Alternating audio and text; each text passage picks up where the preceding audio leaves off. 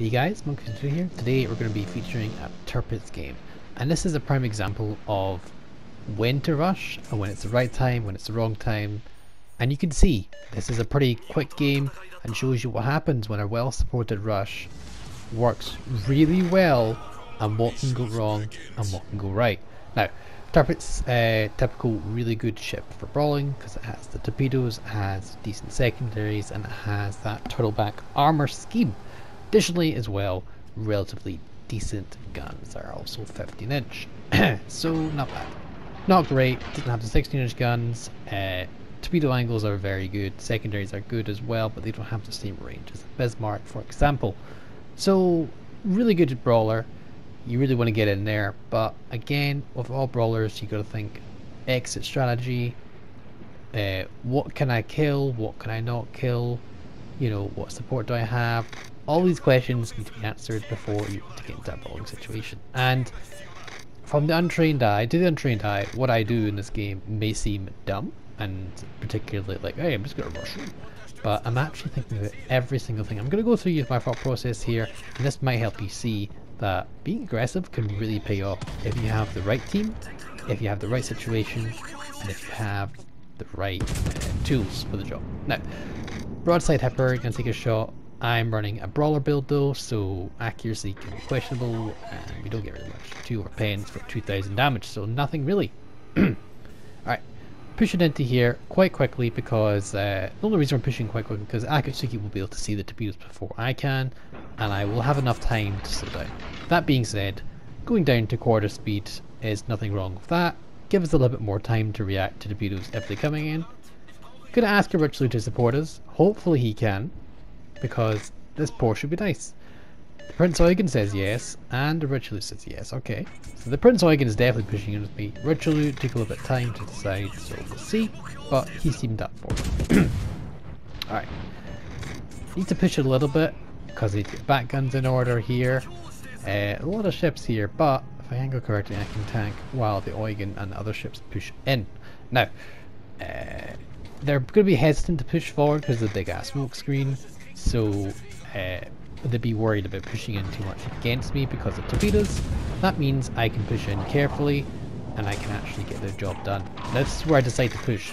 I've got a lot of ships behind me, 2 ships to be precise. I have this mass over here, a little bit of concern, didn't see him. Turn on my secondary symbol, send some torps to help discourage him from standing still, and we're going to start maneuvering. Yeah, there we go. He's already fired torps, that is.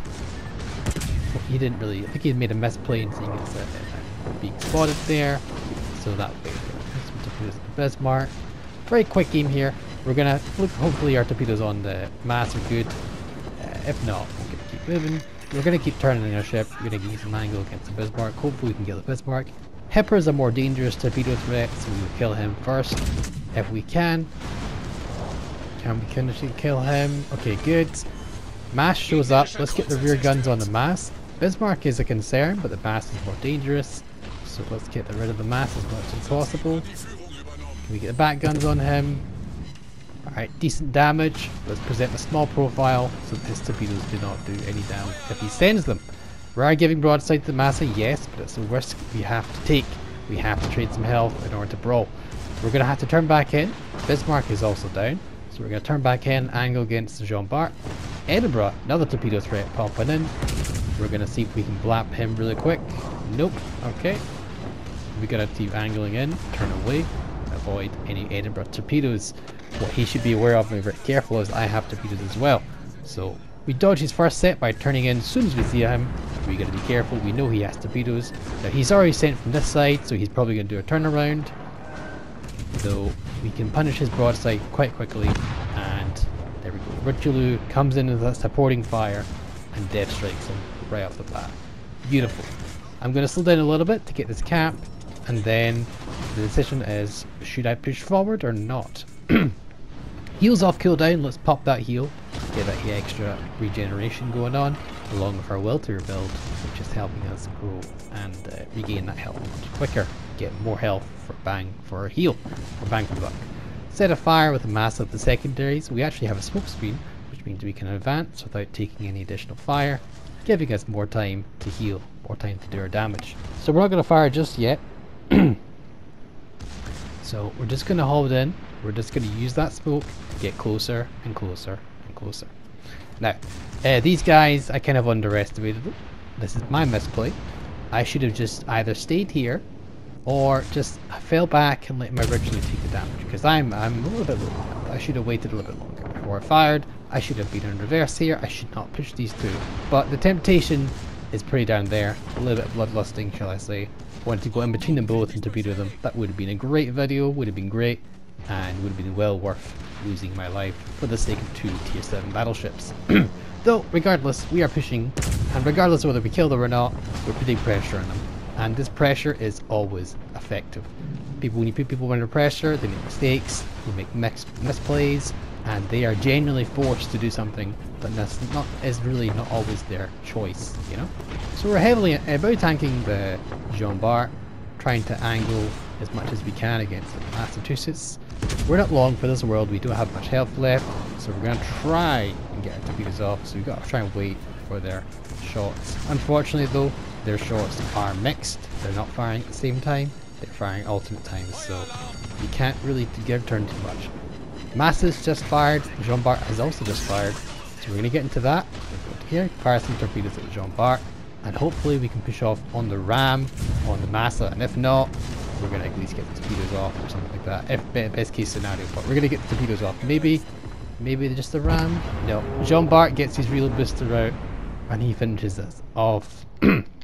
So not great, but we get 1 torpedo on the Jean Bart, unfortunately no flooding, which is a little bit upsetting, and yeah, this game is already wrapped up.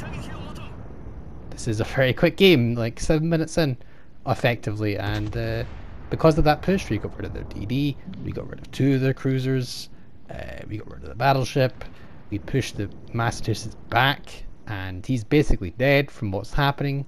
Our team supported us really strongly, really well, sorry, and yeah, you can see the results. This is a quick game. I got 78k, pretty good. Not great, no, but what I tanked for the team, I pushed at the right time, and I did what I could. Misplays, I got too aggressive, but then again, it's too aggressive, you don't know what we could have done. Hindsight is a wonderful thing, and the possibility for me to get that double torpedo, trading for both of them, is definitely worth the risk, at least in my opinion it was.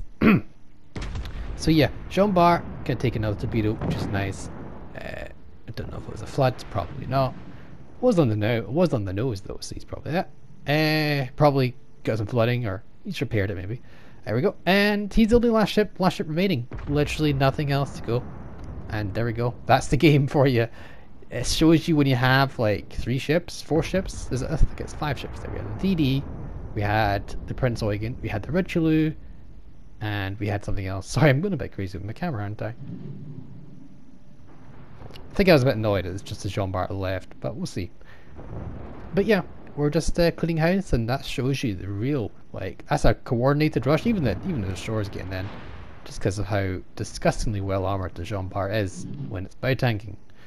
Yeah, so yeah, Jean Bart's doing what he can. He's pulling off crazy maneuvers. He's using forward gear and reverse gear. Oh, crazy stuff. Anyway, yeah, you see, we didn't have that many ships supporting us. We had, well, we did have an extra, but we had like 5 ships in total, which was a lot, don't be wrong, but really what was the supporting factor was the DD was supporting for us, the Prince Eugen and the Richelieu, and then I provided the tanking for the team.